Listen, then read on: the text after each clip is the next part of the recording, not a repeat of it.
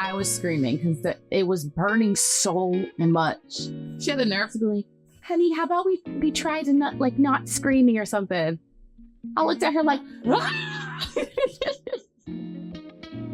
because the nerve of you. What are you talking about? I can't not scream right now. Like what? Another thing that they don't talk about is how you're shaking like a crack bean after you give birth. Oh no, I couldn't stop. Like they're talking to me and I'm just like shaking, full on shaking, visibly shaking. You can see it. And I'm just like, what is happening? They're like, it's all your hormones. Like, what, fighting each other? Like, I don't know if they were like settling or like, I don't know, but it's your body like kind of like rebalance. I don't know. I had the craziest shakes in the world. I couldn't stop. Hey yo, welcome back to Drew with a Splash of Tea. As you guys can see, we are with T, and this is part 2 of our motherhood discussion. Oh, I love this talk so much. It's just so intriguing to me, like everything that a woman's body can do. I know. And then it's also intriguing to me, everything that, because I've heard this story like in depth, like T has told me like this story, like, you know, whatever. She's told me the full thing. And it's crazy to me how a lot of mothers don't talk about certain things that happen during labor. Because some of the stuff I was experiencing, I said, ain't nobody ever said that. Ever. And like, maybe this part is just me, not maybe. This part is just me. The fact that I never thought about the fact that when you get the epidural, you are still currently going through the contraction. Yeah. So I'm fighting these contractions. And then get it so early on just so they know, like, oh, what's to come. They're not awful with it. So it's a little easier for them to get it in the beginning versus like, granted, I didn't want to get it that late, but there was an emergency, blah, blah, blah, blah. So yeah, I didn't think about that either. Like, damn, I'm really going through it right now. Like, and I'm trying to be hunched back for this damn epidural. Gotta stay still. I can't move. This long ass needle that's going into my spine. Yeah, that affects my, I don't know, ability to walk. Like that. Yeah, it makes your legs jello. Okay, so we left off at you starting to birth. Yeah, but oh no, but behind the scenes, Cassandra reminded me of what the epidural does, like the effect. So like, I didn't go straight from epidural to pushing. A few hours went by, before I started pushing, but the epidural gives you the itches. So I was so itchy after the epidural, and I was like a crackhead, like. I was itching everywhere. It was mainly like my legs and like my arms. And I'm just I asked the nurse. First, my mom told me like, yeah, that's because of the epidural. And I was like, is it? And I asked the nurse, I was like, am I supposed to be itchy like this? And she's like, yeah, the epidural does that. Like something crawling on my body. Like I was itching and I hated it. I hated the feeling like that I was just so all over your body. Like my legs and my arms made me. And you're just trying to scratch? I was scratching. I was scratching everywhere. Like, I was just like, was it like itching powder was poured on your arm with you? Like, yeah, whatever that is, it makes you itch. Yeah. It was, no, I didn't like it. I hated it. So then I start, then it's time to push. I'm pushing. Get you and me, and that's a good help in that room, okay? Well, yeah, what was Karan saying? He was really like super uplifting and like, you know, like, wow, mamas, you're a warrior. You're a goddess queen. Yeah, he was just like, you doing that, mama's like, yeah, I'm so proud of you. And then when it came time to like hold my legs, he was doing better than the nurse. I was telling him this the other night, actually, like, I appreciate you so much. You was doing that. Like, it was really helping me push. Yeah. And as like Nayari's like crowning, he's like, Mama, she got mad hair. And I'm like, oh, really? I'm thinking in my head, like, yeah, God, you knew what you was doing because you know I do hair. So you was just like, let me give you a little girl with some hair for real. Like, let me give you some work. Yeah. Welcome. So I'm just like, oh, does she? And then the nurse is like, do you want a mirror? And I was like, at first, this is her second time asking me. At first, I told her no. But then I'm like, okay, sure. They like position a mirror perfectly. Like, you don't hold the mirror, but like they position the mirror perfectly where you can see.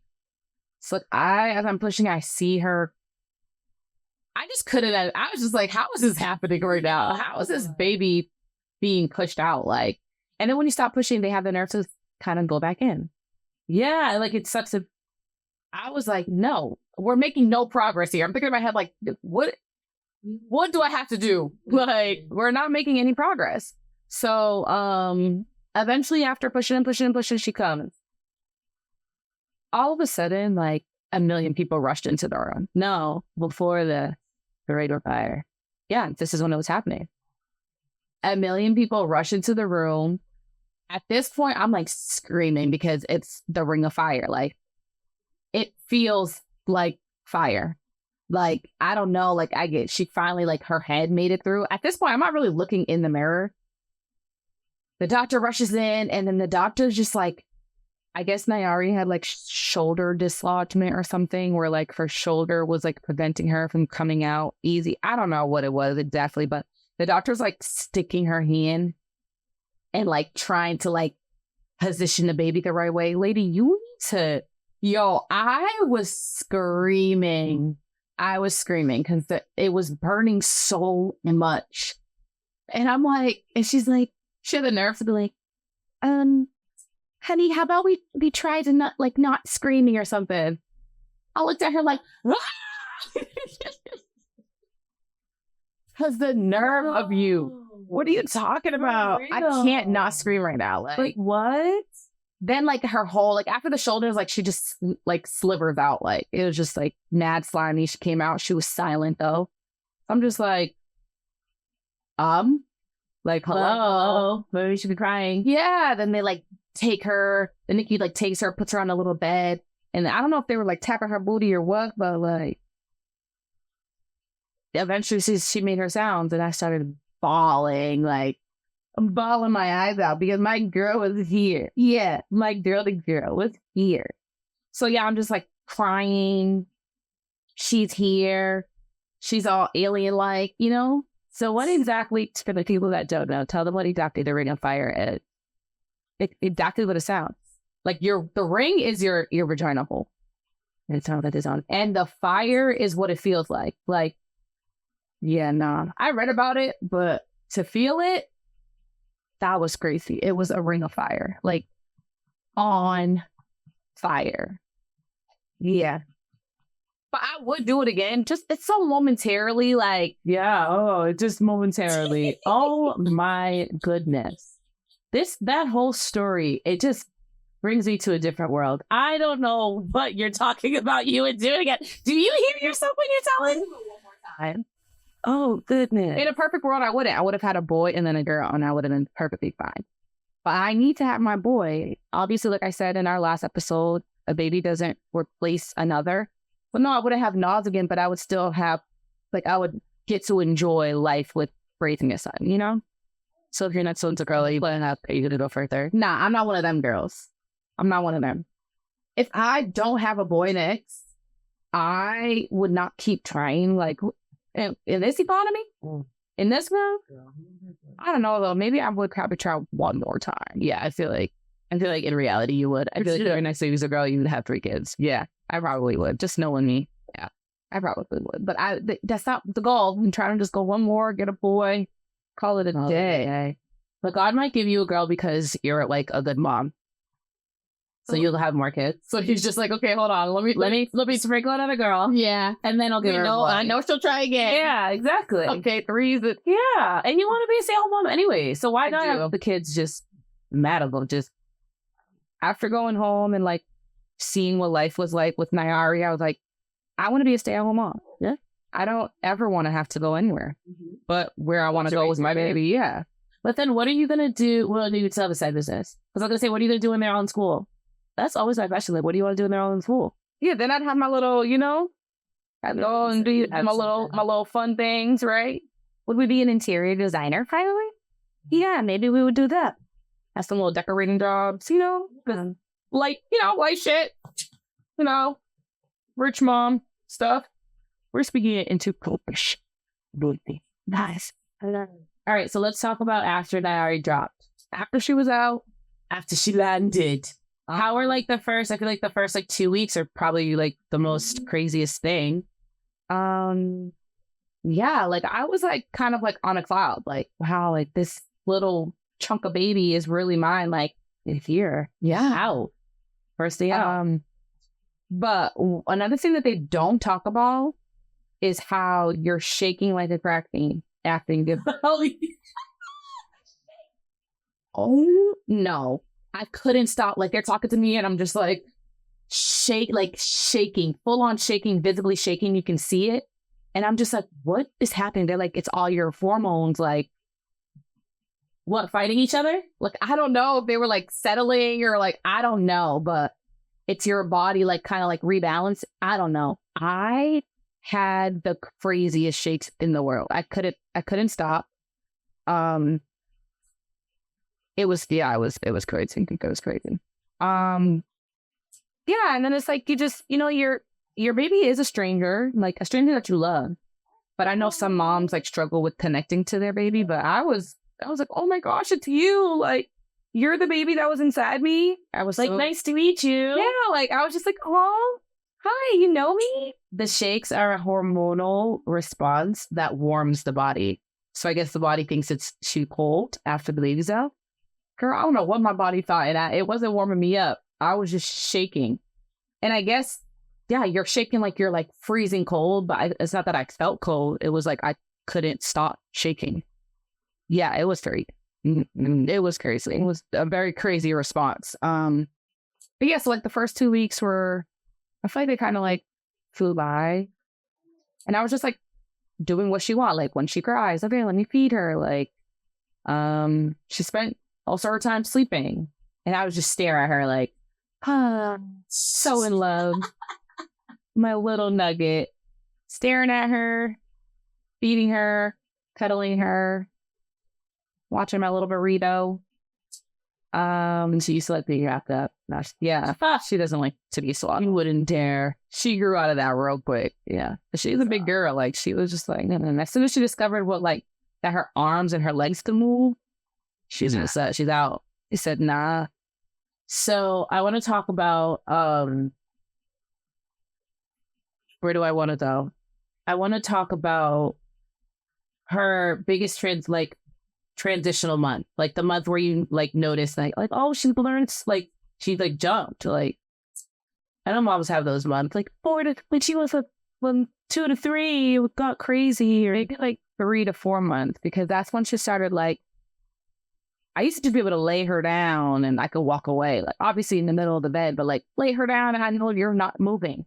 All of a sudden she started like, she was so determined to roll that I was just like, dude, like stop rolling, cut it out. Had to roll if you laid her down. So she was always like rolling, and she would get stuck because she didn't understand the concept of like moving her arm once she rolled over, and then she'd get annoyed. But that was like a big thing. I'm like, yo, you're really moving your body now.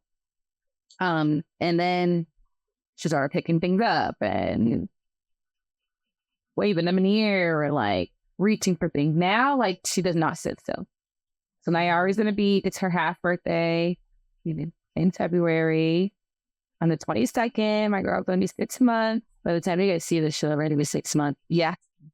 She'll be 6 months. And yeah, she's always been very curious. She's very observant as well. Yeah, but like her moves used to be, they could handle that.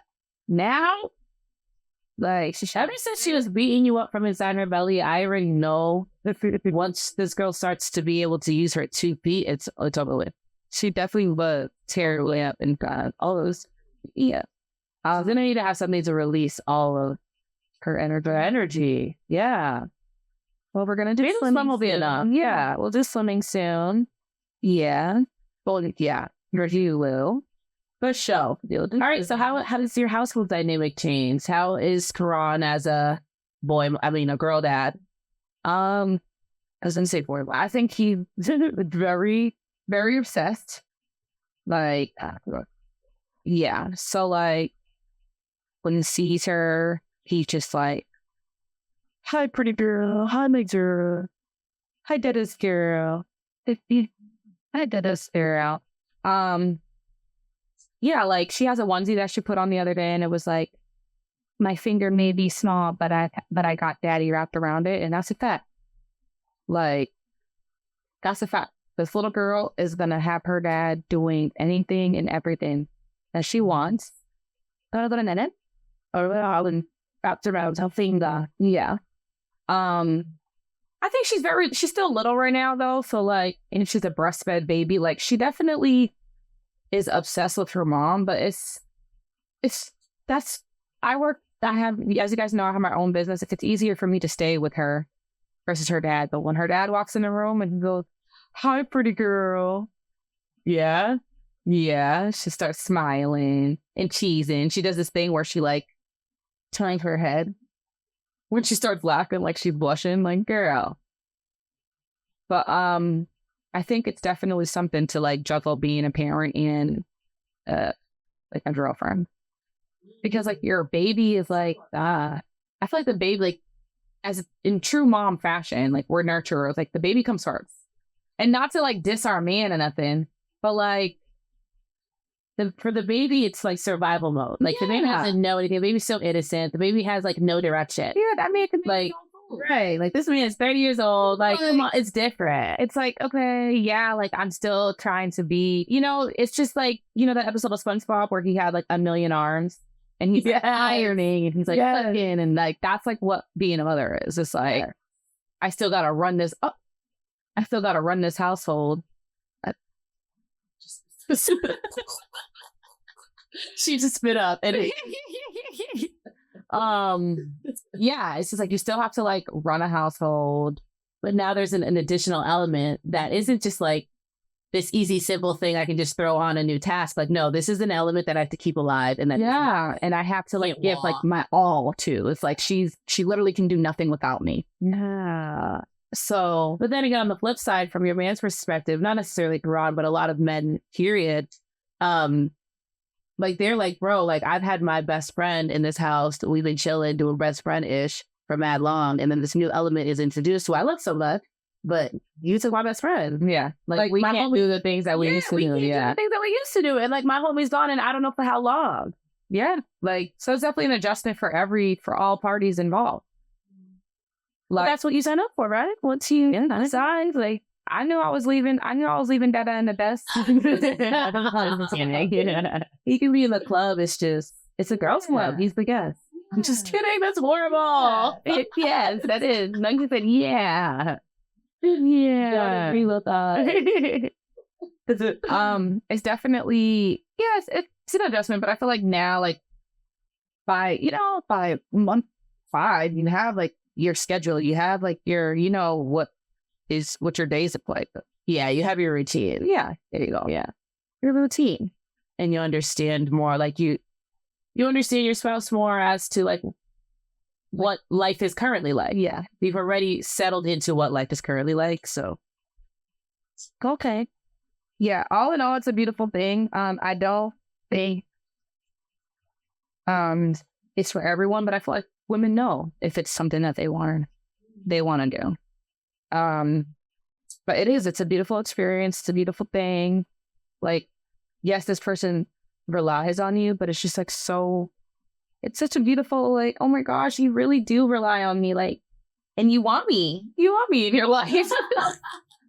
And I want to be in your life. Like, I want to do these things for you and I want to teach you and I want to make you like raise you to be a better version of me. I don't want you to like have to go through what I went through. So like, I want to teach you these things growing up and giving you these values and like the structure so you can live your life better than, me. Like, I want you to be a better version of me. Right, Lexi? Absolutely. And it's such a blessing, like, to be able to procreate. Like, you can make little humans. Only women can make little humans. A woman runs the world. Yeah, I'm just kidding. But no, it is really a blessing. And not everyone sees it that way. Yeah. And I think it's because like when something is a fact and it's like every day, it's just like, okay, yeah, like women are having babies. Like, but I feel like people don't actually like sit and think about that. Like, I literally created another human. And yes, a guy helps you. We can't do it on our own. we do need the man, but it's just like, then I do all the work. After you have your fun, then I do all the my body grows the baby. Like, I hold the baby, and then I give birth to the baby, and then like I can feed and nourish the baby. And it's like, and then like the connection, because I do all that, the connection that my baby has with me will like, I don't know, will never be like, I'm always the mother. Like, I'm the vessel that you came from. Like that. I feel like even women who don't like, if mom isn't nursing, like the baby still has like an attachment to their mom. Like, you know that. Think about like nurture. Just think about your mom naturally, like right now. Like, you can also think about your father, but you love them both, but there's a different in different ways. In like it's just like, okay, this is like, if I need if I really need something, we'll go to my mom. I'll go to my mama. If I'm down and out and I have nothing and I'm at my very wit's end, I'm gonna go to my mom. Like, but then it's like, if I need like car advice or something, I'm good. I wasn't raised with my father, y'all. Okay, so no shame in my game. I don't know what I'm gonna call that nigga for.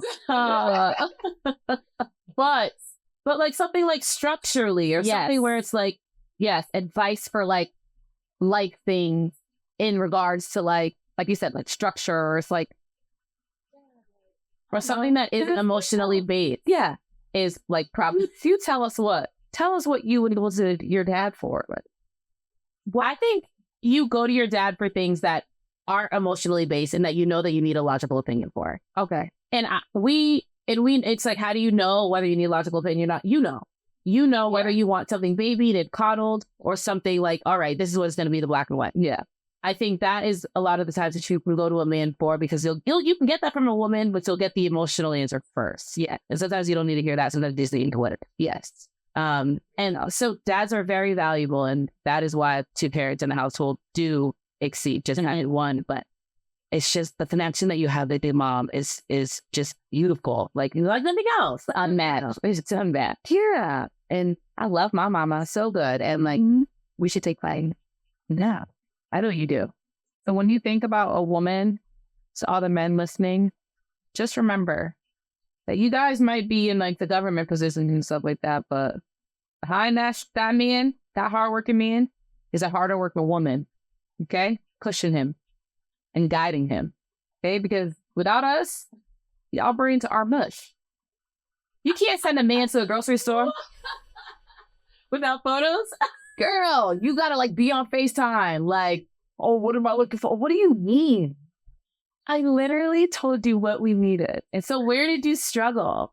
It's just like, it reminds me of that. Was it on TikTok? It was probably on Instagram or something. The girl who sent the guy to the grocery store to get all the stuff for nachos.